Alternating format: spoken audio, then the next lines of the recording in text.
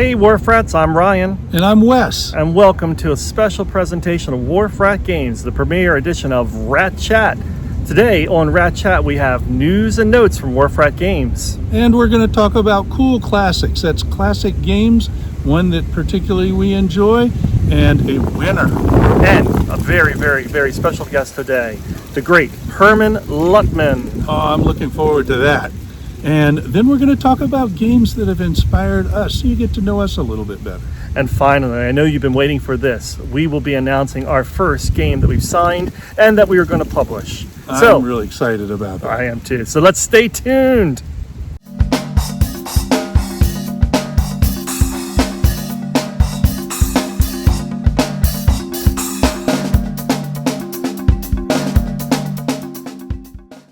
Hey, Wharf Rats, Ryan Hallman here, and Wes Crawford. And we have a special guest tonight. Hermann Luttmann is here today to join us to talk about all of his games and all the exciting things going on in his life. Say hey, Hermann. Hey, how's everybody? Thank you for letting me be the very first guest on Wharf Rat Chat. Is that what it is? Yes. Yes. We are Wharf Rat Games, and this is Rat Chat. And yes, you are the first guest on this show, and because you are the first guest, you will be the first member of the Wharf Rat Pack. Yes, so, I want to be Dean Martin. Well, that was my first question. You took my first question. My first question was, do you want to be Dean or do you want to be Frank? Sorry about that. Okay, so which part of Dean do you want to be? Many dimensions to Dean. I want just the cool suave part, the drink in hand. In my case, a bourbon, not a martini or whatever he used to drink. I forget what he would drink. I think it was a martini, wasn't it? I think so. Yeah, that would make sense. That worked for me. So, Wes, does that make you Frank? I don't know. I don't know who I would be. Okay. But who's left for me then?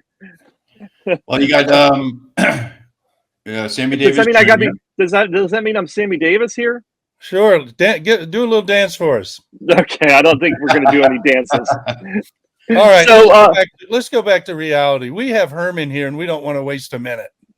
Okay. So, Herman, we got a bunch of questions for you here tonight, and I'm hoping you're ready for them. Are you ready for some good questions? And maybe some new ones. Ones maybe you haven't been asked before. That's what we're hoping. So, my first question. Yeah, I know. Right, okay, I'm ready. I know. You take the first question. I'll do one. And, elaborate. This is our pre-production meeting on air. Okay. That's all right. And if need to, you can do two in a row, of course. Sure. Sounds good. So my first question for you, Herman, and I know a little bit about this already talking to you, but maybe you can tell our fans here. Mm-hmm. Can you tell us a little bit about your life and how you got into gaming, both as a player and then a designer?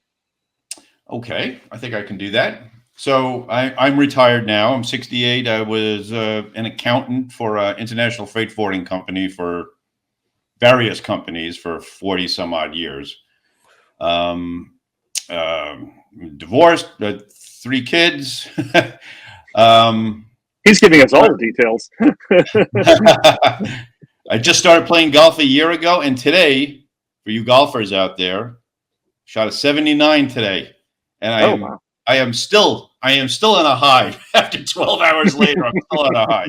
So, congratulations. Thank you. It's a great sport. Gets me some. It's something I can do aside from sitting in front of the computer. So, in that case, it's great. You get some fresh air and some exercise, which you definitely need. As far as gaming, I remember, I think I was 12 or 13. I got a copy of Stalingrad at the local toy store. Actually, it was a bicycle and toy store called Sally's Cycles. And it was sitting there, and I go, oh, that looks kind of cool. And I was into the Airfix Army men. I'd put them up and knock them down and all that kind of stuff. So I was really into that. And that was my first foray into actual board gaming. And that was followed up with, I'm sure everybody's history is basically the same, for us old farts. We all started with Avalon Hill games, right? Midway then, and Battle of the Bulge in 1914. So I did all that. I did take I took a left turn at one point because I found, I can't recall where I found it, but there was a thing called the Alnavco log. And I don't know if you guys remember Alnavco ships. They were one 1200 scale metal ships, waterline ships that you would use for wargaming. And I found something called the Alnavco log, which was their magazine, mini magazine. It wasn't really a magazine. It was kind of a pamphlet, really. But there was a battle report, an after action report between the South Dakota and the Congo, right? Which is a Japanese battleship and an American battleship. And I was so fascinated by this that I got into Alnavco ships first, right? Okay. Well, not first. I mean, it was simultaneous. You know, it's not one to the other. It's not board gaming or miniatures. These two kind of work together, right? But I just got consumed by this, by the naval aspect of it. And that kind of warped into later on System 7 Napoleonics, which allowed me to do miniatures Napoleonics without actually having to paint any miniatures. And that system, strange connection, that system actually directly led to me designing Tattered Flags as a miniature game when we were playing miniatures, which then became Tattered Flags into the Whirlpool, which has just been released. So that all connects back to the 80s. So you actually played the rules of Tattered Flags with miniatures before it went to a board game? You went As a matter of fact, and I'll bring this when we see you guys at Fallen. I got to remember, I have the original copy of Tattered Flags, the miniatures game. Okay. Which was typed up back in with a dot matrix printer and the whole thing. I managed to keep a copy. So that's great. Very People cool. would like to see that at the convention too, I'm sure. Oh yeah, definitely. I'll bring it with me. Yeah. That'd be wonderful. That'd be wonderful. We'll be there at Fallen demoing Tattered Flags both Friday and Saturday. So that'd be really cool to have that there for people to take a look at. And it sounds like, that's in Lancaster at the former host. I forget what it's called now, but it's the former Lancaster host. I'm trying to remember. It's got a new name. Got a new name. So that kind of brings us into your whole miniature and obviously wargaming, but that, you know, and Wes and I have very similar stories to that, obviously. But then how do you go from that, you know, to actually then, you know, accountant, everything else, and then, hey, you know what, I'm going to now design a game. I mean, that's a big step. It is a big step, and it was a slow process. It wasn't all of a sudden. So I'm playing Napoleonic miniatures, but I'm still doing board gaming. And boy, I don't remember how I got this up. Oh, because Alan Rothberg, who was that's where I used to game on Long Island with Alan Rothberg. And we made connections with 3W back then, which was Keith Poulter, I believe, right? Keith Poulter. And he managed to get us opportunities to play test games for 3W. And then that then became developing games for 3W, right? Where we would actually maybe contribute a little bit to the design process. Okay. So that's how it kind of eased into all that. I actually offered Tattered Flags then to Clash of Arms games. And one of the guys that worked there actually drove out from Pennsylvania to Long Island, and we demoed the miniatures game for him.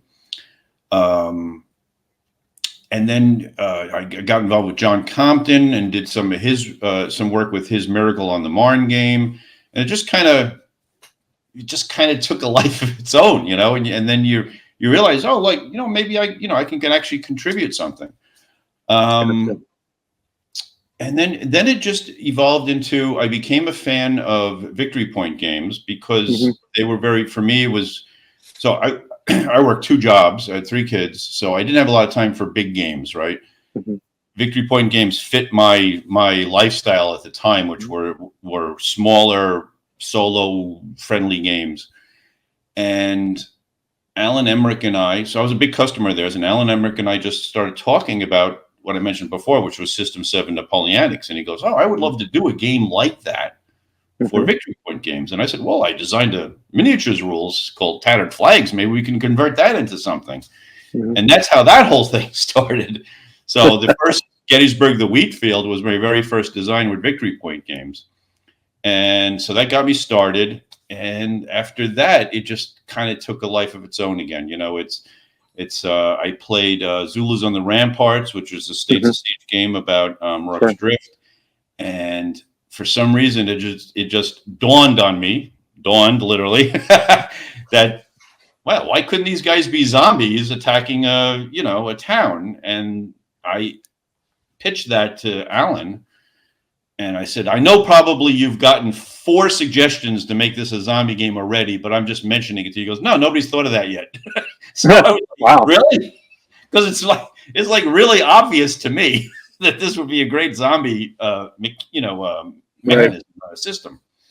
And that started Dawn of the Zeds, which was my second design. So then it just, Dawn of the Zeds became popular, and then it just feeds on itself. Then, you just start getting into that rhythm of designing, which is not it's not a sudden thing. It's years and years of learning how to do it and think a certain way. And I'm sure you and Wes feel the same way. It's not something you can just do. It's a method of thinking and analyzing and trial and error and all that. And so I did, that's how I got started, though. And then just took off from there. Well, congratulations. That's awesome. Thank you. When you start talking about, big names in the business and things like that pretty soon here, how did you make those contacts? I have a feeling a lot of designers get stuck with that part. How do you meet these people? How do you get them to get their ear just for a few minutes and stuff? How did you do that? You mean as far as publishers, or? Yeah, publishers and stuff. Did you just call them up out of the blue? Were you going to conventions, which I've found to be invaluable? Yes, the conventions are definitely, because you get that, like you and I met at a convention, right? You get that face-to-face tactile connection with people. It works great. Other than that, I think with GMT, I saw Andy Lewis at a convention, and I pitched this idea of At Any Cost, which was a Franco-Prussian game, and I said, yeah, I know nobody likes Franco-Prussian War; it's not popular, but he took a chance, and you're exactly right. You do have to put yourself up there. So for designers out there who are thinking about getting into this, you have to present yourself to these publishers. They're not going to come after you, right? You have to pitch your ideas or email them or just send them, a playtest copy or something. But yeah, you have to be proactive. And I did that at that point anyway. I could, whether it's on Facebook or just emails or phone calls, whatever, or at conventions. And I did follow policy, and Ryan knows this, and I think you do too, that I just didn't want to get, I started with Victory Point Games, but I didn't want to get pigeonholed into just working for one publisher. So I've made a conscientious effort to spread out my design among various publishers.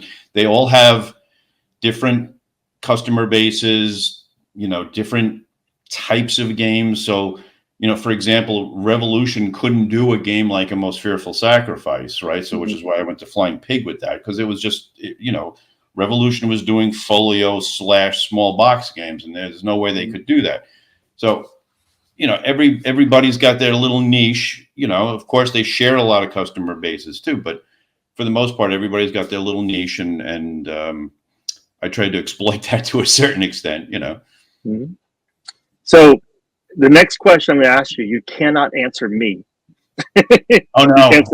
You can't say Ryan Heilman. I'm going to make you pick a favorite. Who has been your favorite person in this industry to work with on a game? And make it pick one. That's a hard one. Oh, I know, or one of your favorites. Let's say one of your. You can't say me. I'm eliminating myself from the equation. To actually, well, obviously, I guess people will say that my obvious answer is Fred Manzo, right? That's a good one. Mm-hmm. Yeah, because he's been my developer for a good chunk of my designs, maybe most of them. And the great thing about Fred is he's a great play tester, but he's also the breaker of games. Oh. He plays the devil, and when I present him with a design, he proceeds to attempt to break it every single time, and he hasn't failed in that attempt in all the years I've worked with him. So he doesn't fall into that. Yeah, he doesn't fall into that. So a lot of the mistakes I think a lot of designers make is they surround themselves with the same people, and then they just kind of become this echo chamber of yes people, right? So they actually adopt the same thought process as the designer. So you're not getting really any valuable feedback. Yeah. Fred has managed to avoid that, and he will push back at me about a lot of stuff, you know, and it's usually it's really valuable insights into, you know, what I can do better. So that's Fred. Yeah, that's an awesome pick, and that's Dave Shaw for me. He's the same exact way. Right. Excellent play tester. Yeah, I've met Dave, and I can see him being like that. Yep. He will push and he will break and he will do everything possible to make sure that game, you know, it's perfect. And that's really the person make the most outrageous moves. Yeah, exactly. Like, what are you doing here? I never anticipated this happening, and well, you should have, because I'm doing it right now. You know, that's exactly right. And you know, and again, another tip to would-be designers is you need people to push you, right? To offer some resistance to your ideas and make sure you rethink a lot of stuff. You don't want yes people around you, because you're gonna end up publishing a piece of crap, all right, that's got holes in it. You need people to really challenge you and push back. Yes, Herman, you are so right. I think that's just wise advice for life, let alone for games. That's true. That is true. And that's what about you guys. You guys work well together. I've seen you guys together, and I know you guys do the same thing. You push back and forth, and you challenge each other, which is the way it should be. Yes, we have the constant icon versus text battle. I'm always pushing for icons, and he's like, text. The ultimate icon is a word. So there we go. To me, that's I have to write that down. Hold on. Ultimate icon is words. You won't have to write it down. That's going to be on his tombstone. Exactly. You know, I guess you don't play Race for the Galaxy then. No, that would not be for him. Hey, not Herman, at all. Did you play a lot of games as a kid? And did you start designing a little bit? I mean, I used to make little games all the time. Whatever I played, I would try to make a different version of, you know? Yeah. I mean, we always played, you know, we played all the obvious board games. From a wargaming perspective, I remember I had System 7 Napoleonics, and nobody would play it with me, right? Because it was just a little bit too much for most of my friends, right? So I started designing a solo AI for it. Okay. So I guess now that I think back, that's a good question, because now that I think back of it, that's probably the first time I started the act of designing something for myself, you know, something original, let's put it that way. Because nobody would play with me. So I had these two Napoleon. Like, what am I going to do with this? Oh, all right, I'll design something for the other side, you know. Very cool. Now, Herman, you know, we think of you obviously with Civil War, and we think of you with Zeds or zombies. But what are some other topics, historical or not, that you really find fascinating, and that either you've already made a game and you really like the game, or you would love to make a game about in the future? So, I mean, I will do any historical period if I think it's going to be a good game, right? So I'm not really a big Ancients guy, but you or Wes could probably talk me into doing an Ancients game if somebody came up and said, hey, you know, this battle's really cool. This would make a good game. And I could probably start. So that kind of happened. So the response to Tattered Flags has been very positive. But of course, I've got, of course, a million suggestions, right? But a lot of them have been American Revolution. Like, you know, hey, we would love to see this in the American. Now, American Revolution is not really my go-to. I mean, I know enough about it, but I mean, maybe not enough to design a game. But now I'm intrigued, right? So I do kind of like challenging myself to design a game about something that I really don't know that much about, and I want to start learning about it. So you and Ryan and I have talked about doing a game on the War of the Triple Alliance in South America, which I think I have 4 books on now. Sitting there, you have more than anybody else. I really want to learn about it and then design a game on it. So, but to answer your question, obviously ACW was a big thing, and that, it became a big thing when I got into the miniatures, really. And then it just kind of took on a life of its own. And I really got into, because when you're involved in miniatures, you're talking about painting stuff and researching order about, so you're in, you go ahead first. But as far as, so I guess most people know that I really enjoy the mid-19th century European theater, right? So you're talking Franco-Prussian War, Austro-Prussian War, the Italian Wars of Independence, that kind of stuff. That fascinates me. Franco-Prussian War just fascinates me to no end. That's why it's at any cost was just a total labor of love for me. I mean, I just did it. I didn't care how many I sold. I was just going to do that game because I just loved the period. And that's why the study guide is so thick with history, because I just wanted to teach people, like, look how great this is, right? These are guys in Napoleonic uniforms charging with cavalry against machine guns. Look at this, right? So I was really enthusiastic about that. And I would still like to design more games on. I mean, honestly, they don't sell that great, right? We did a game for Blue Panther on Königsgrätz, which is one of the most important battles in history, but it's not that popular a game to battle. But I'll keep plugging away at it. It's a well reviewed and well received game, that we should say. It's got really great ratings, and people seem to really like it. So definitely one to check out. So I guess the definition, it's in niche. Yes. The people that like that part of history really like the game, but not that many people are that interested in that period of history. But you keep plugging away, and hopefully one of the designs kind of takes off, and maybe people get more and more interested in it. I do remember that from my European history days in high school. Once we got through the Napoleonic period, my teacher wanted to teach all these revolutions in the 1800s and these various different battles and wars in the 1800s. I'm like, no, let's just get to World War One. Let's just get to World War One. Come on, let's keep moving. And I barely remembered anything from that. And he spent a lot of time focused on that. And now I'm just fascinated by it. I want to learn everything I can about it, just like you said. And the really interesting thing is Königsgrätz is 1866, a year after the end of the American Civil War. So now you put it in context of the American Civil War, and it even becomes more fascinating. Like, oh my God, what happens if, could the Confederate Army or the Union Army have taken on the Prussians or the Austrians or the French? It's interesting stuff. That's your next game, okay? Believe me, I thought of it. I thought of doing. Well, we've talked about it.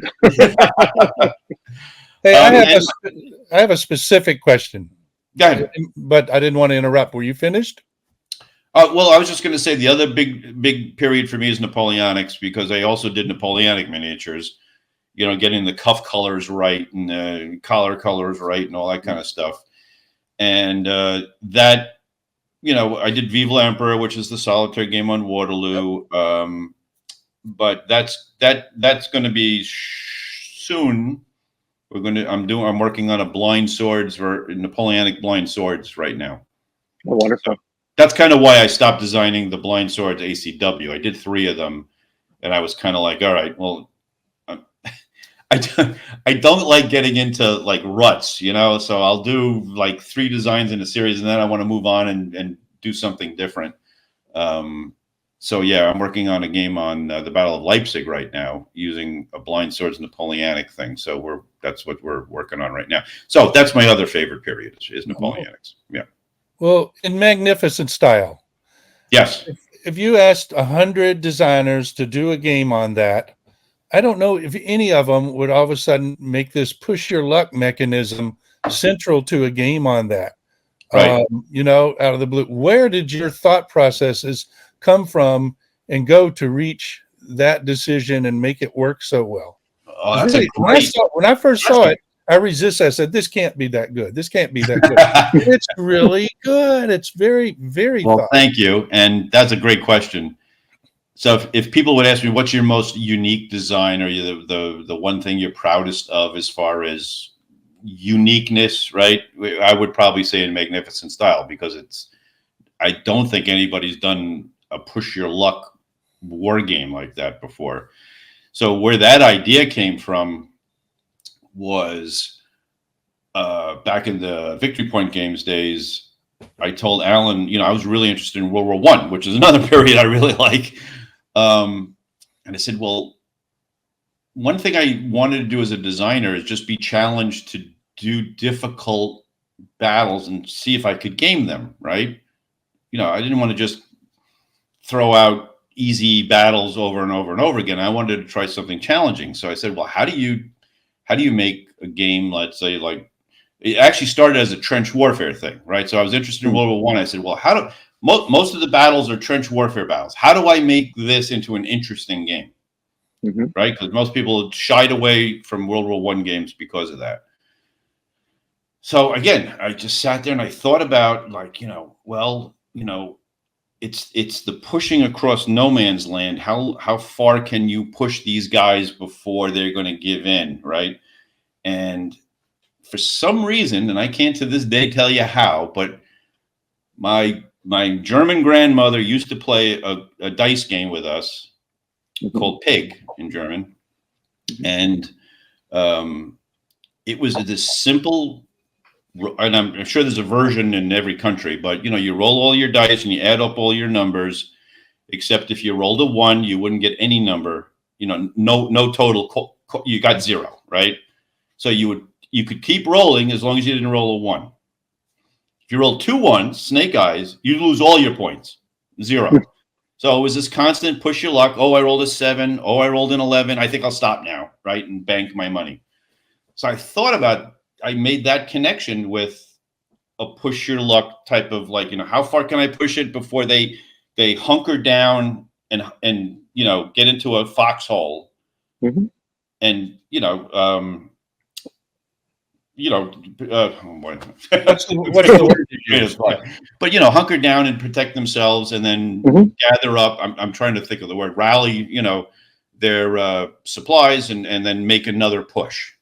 Right. And I was like, well, maybe I can manipulate this dice mechanic into this push your luck type of thing to simulate trench warfare. So I took the basic concepts of, if you look at the chart for In Magnificent Style, the 1s are bad and the 6s are good, and in between gives you different results. And then Alan Emmerich said to me, he goes, well, trench warfare is not going to really sell. We have to think of something that's going to sell. We need something, we could splash across a banner and people will recognize it immediately and run to buy this thing. And then we said, well, Gettysburg, this, that. I said, no, how about Pickett's Charge? That's kind of like the same kind of idea, right? And that's how that whole thing started. Wow. Yeah. That's very cool. There's that game Can't Stop that I yes. never played. And it works, in a purest form of what you're saying. And I've heard you say before, you never saw that game before you played it. I never did. And I remember, what's his name from the Dice Tower? The guy who runs the Dice Tower. Bassel? Yes, Tom Bassel. Tom Bassel? Mm-hmm. Yeah, he did a horrible review of In Magnificent Style, and he was saying something. Oh, it's a war game version of Can't Stop, and I'm like, I don't know what Can't Stop is, so I don't know what to tell you.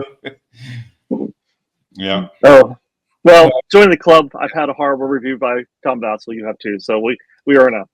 Yeah, there you go. Yeah, I mean, it's almost inevitable. Yes. Right. Well, I mean, it's almost inevitable. I look forward to mine then. Okay. Yes, we'll get it soon. Well, I mean, when you do Booth, I'll bet you he'll like Booth, though. Yeah.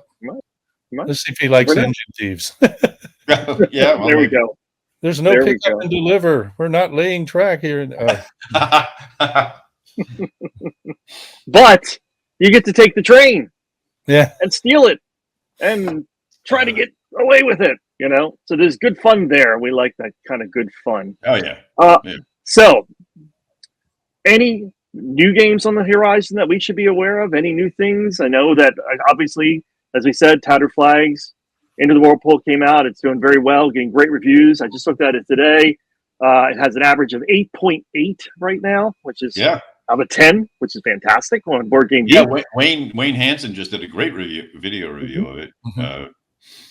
So that's really, really fantastic. But what's on the horizon for you, God, Herman? there's so many things on the horizon. Well, we have a big Kickstarter coming up soon, right? Yes, Rocket Chickamauga is from Flying Pig Games, is the next game after Most Fearful Sacrifice. It's coming out on the 24th of October. So by the time this airs, it'll be already on the Kickstarter. Wonderful. We're really happy with that. That was a lot. Oh my God, that was a lot of work. Oh my God, these big war games are just so much work. Were there things you weren't anticipating that came up because of the history, and that you had to model, or what was the hardest part there? Yeah, it was. Yeah, the thing is, Chickamauga was just such a unique battle. The terrain is it's all trees, right? It's kind of like the wilderness in a way, but it is an odd type of tree. It had a heavy canopy, but the base of the trees was actually kind of stripped, right? So you had this odd effect of it almost being like a tropical canopy holding in smoke and dust, right? Right. And so what we had to do is I came up with a way. We have 3 different types of woods, but what we did in this, right. So, but to make it a little bit easier on the player is we have small icons in the middle of each of the hexes of a different shape and color, so you can tell if it's partial, heavy, or thick, right? Okay. So that was definitely a tougher aspect. Is we had to capture that feeling of that forest canopy in the effect. The event cards are very specific as far as the tactics that the two sides use. One side used Casey's tactics, another used Hardy's tactics, which is just a sub-tactical way of the way they deployed their regiments. But that's just a card, so you don't have to worry about 3-4 pages of rules about that. The command system was a mess because Bragg used different setups for each of the days, and he divided his army into wings on the last day, and then Longstreet shows up, and he's such an iconic figure in the Confederate Army that he kind of takes over. So all this weird stuff goes on. The Assistant Secretary of War for the Union Army, Dana, shows up, and he's grabbing guys off the field and telling them to retreat. So all this weird stuff's happening, which is great because the last thing I wanted Rocket Chickamauga to be was just a carbon copy of A Most Fearful Sacrifice, right? But it is its own animal, and that's what was, I guess, to answer your question, that's one of the greatest challenges. How do you make that feel unique enough so it's just not a quick copy of A Most Fearful Sacrifice? So it has its own feel, its own narrative. So that's coming out on the 24th. I got Miracle at Dunkirk coming out from Legion War Games, hopefully before the end of the year. It was going kind of quickly, and then it slowed down again. I have a game coming out for Hexasim called The 12th Battle, and it's a solitaire game of Caporetto, the Caporetto campaign, where you play as the Central Powers, and you have to try to take Italy out of the war before the Germans launched the big offensive on the Western Front. What else? Like I said, I'm working on the Blind Swords Napoleonic version. Ryan and I have a game with Trick or Treat Studios called Alpha Zeds, which is kind of a zombie version of it in magnificent style. I know I'm forgetting something. There's a big game coming out for Nuts Publishing, which I don't think I can talk about just yet, but it's a huge science fiction game.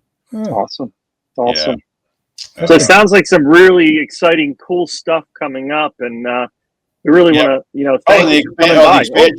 The expansion for Plum Island Horror. That's right. Expansion from the first of several, right? They're coming. We're gonna have more Plum Island Horror. I don't know if we're gonna have more expansions to Plum Island Horror. We're gonna have another Plum Island Horror-ish game. Oh, okay. Very exciting. Own animal.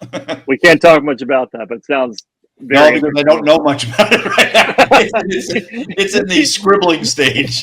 You still got to create it. I get it. But Yes, we want to. I know it's going to be. So, if people want to know, it's going to be the first GMT dungeon crawl. Whoa! Yeah. Very, very cool.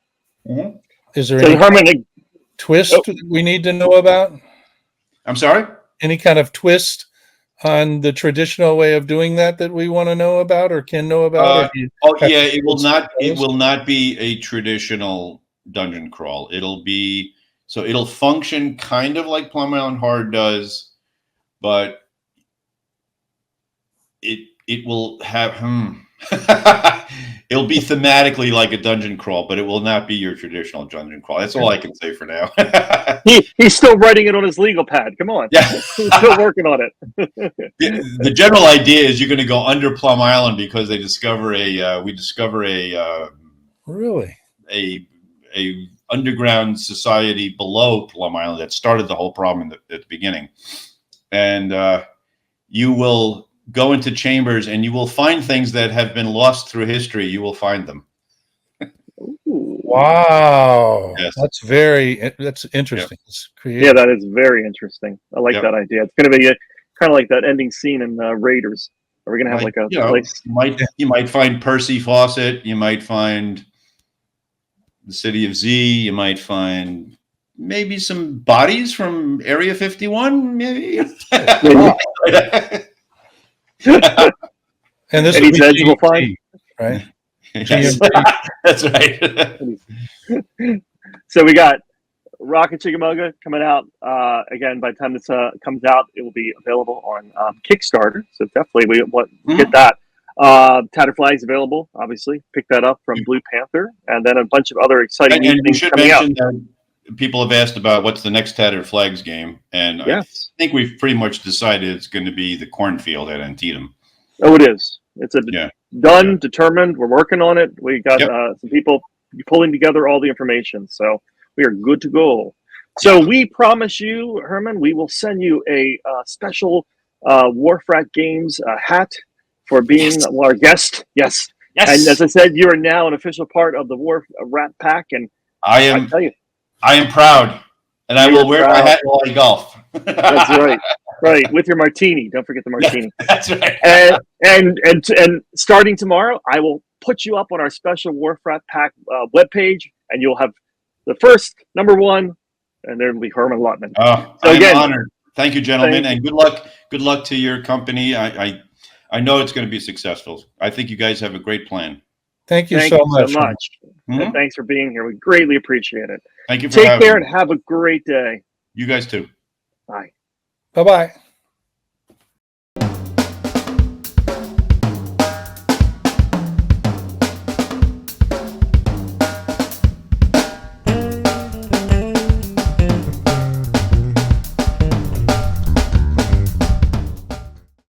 Welcome to Cool Classics.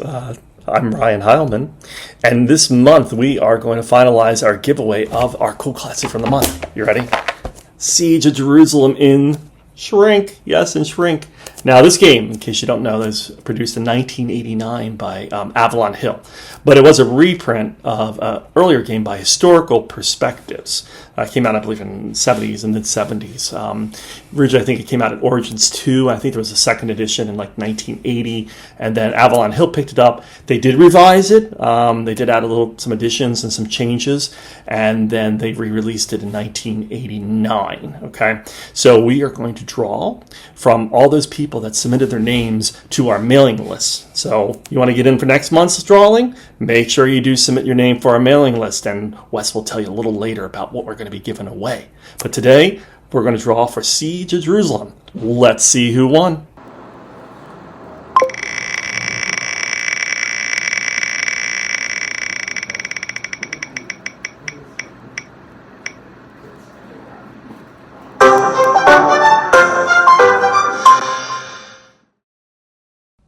Hey everybody, this is Wes with Wharf Rat Games. I want to show you our next giveaway. We have Conspiracy, 1982, Milton Bradley game, Cold War. Lots of hidden information in this one, and I have to play quite strategically. So this will be our next giveaway after the one that we are doing on this show tonight.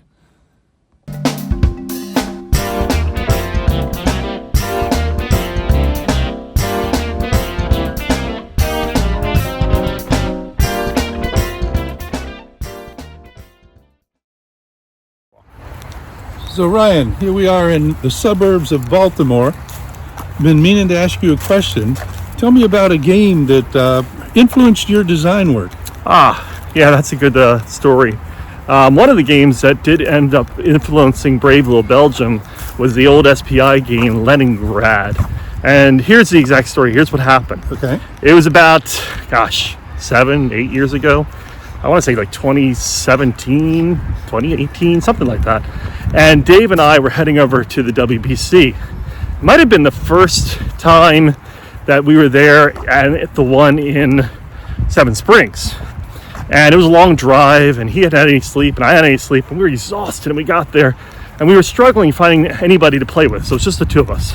So he said, hey, would you like to play a war game? I'm like, I don't know. I'd been playing some other games, but hadn't really been playing any war games at that point. Hadn't played any since I was like 15, maybe 14. Wow, I didn't know that. So I was like, well, okay. So he pulled out Africa Corps and Leningrad. So he sat down and played Africa Corps, had a ball, I beat him. Then we pulled out Leningrad, had a ball, I beat him again. For some reason, I don't know why, he kept choosing the defensive force, and I chose the more offensive force, and I kept just kicking his butt. Regardless, it was during that playing of that game that he was telling me all about his trip to Belgium. Telling me how he went with his wife, what he saw, all the monuments he saw, the places he saw, how wonderful it was, and how he would love to make a war game about Brave Little Belgium. And I thought, wow, that's a really great idea. That's really cool. Maybe I could help out with that. Well, that was the creation of our first game, Brave Little Belgium. And the reason why I keep thinking about Leningrad and coming back to it is because in Leningrad, there are untried Soviet units. Okay, So- what does that mean? Well, it's based on the old Panzer Group Guderian game. Okay, it's one in that series. So the Soviets have one side which just says their movement factor and a U. And when the Germans engage them in combat, you flip it over so you can see the attack and defense values. Well, when we were creating Brave Little Belgium, I kept thinking, what am I going to do with the Garde Civique, that group of kind of militia that were in the cities in Belgium, and it was never really clear how much of a force they'd be able to come up with, how many people they'd be able to come up with to fight against the Germans. So I thought, well, that's an interesting way. Maybe what we can do is put them as untried units, have them unknown to begin with. Now, they're not going to move. They're only going to be at the city where they exist. But then when the Germans attack them, they're going to flip over and provide some defense against attack. Worked really well for that game. Random setup at the beginning of the game helps to make some more variability as regards where the different units are placed in the game. Yeah, great So fog mechanism. it really worked out fantastically for that game, and people seem to enjoy that aspect of it. It again made an appearance in Ginormopod, where the National Guard units, that's what we called them there, are also untried. And a lot of them exist in the cities around the Mississippi or further west in that game, and you place them out again randomly, and they're going to provide some defense against the monsters coming in. Didn't you tell me, and correct me if I'm wrong, that you were working on a game as well recently that had an influence from something older? Yeah. Actually, what influenced me was the 1982 Milton Bradley game. Okay. So we're really getting away from the classic war game thing here, but spies. It's called Conspiracy. Oh yeah, I played that. That's a great game. Yeah, and it's it's not talked about that much. But so in that sense, I think it's sort of an undiscovered classic to many people. But you're in control. You're of nobody. Actually, you have all these spies on the board. These really cool plastic figures that snap together, and each one's from a different country, different place. Okay. And there's a briefcase, and you have to get that briefcase back to your headquarters. Okay. And so what you do, you keep a little bank ledger book, and you have $10,000. Oh yeah, I remember. Yeah, during the game, you can allocate this money to bribe these pieces. So you might end up in a situation with, I want to move this piece towards this briefcase so I can pick it up and get to my headquarters. Somebody can challenge you. I can move any piece, but if somebody challenges you, then you have a bidding thing, and I might have $6,000 on that spy. So he's going to work for me up to that point. And they might say, well, I have $2,000. And I say, well, nope, that doesn't beat it. That's all I have to tell them. So it's secret, hidden information. Right, I and understand. you don't know about all these characters, and how much they have. It explains why my Wednesday night group likes that. They like those kind of bidding and auction and money and, well, very competitive type games. And after that bid, they can come back and say, well, how about 3,000? Maybe they have 7. They might keep going to 7 until I finally can't say that I do have, control of that person. And or they might stop sooner, so I don't know how much they have, and might save that to be useful later. Gotcha. So that's sort of how it works. And so you have this sort of bribery or this control over certain people. They don't know who you have control over and how much. And you don't know the same for the other players. Till one can finally get the briefcase back there. But I do have a game I'm working on. I'm not going to talk about this one yet. Okay. But it's never been done. It has something to do with World War II. And this mechanic, I think, would be really cool, not necessarily in a money bribing fashion, but maybe, just a loyalty. Like Kremlin, the game. Okay. That's, we know maybe most from Avalon Hill, but I believe the Dietz Foundation has it now. Oh, interesting. That has, in some sense, a similar mechanic. You don't know who controls who. Okay. And the effects. So that's what I'm into right now. Very cool. Well, it sounds like we got some good things going on. We'll have to keep working. Yeah.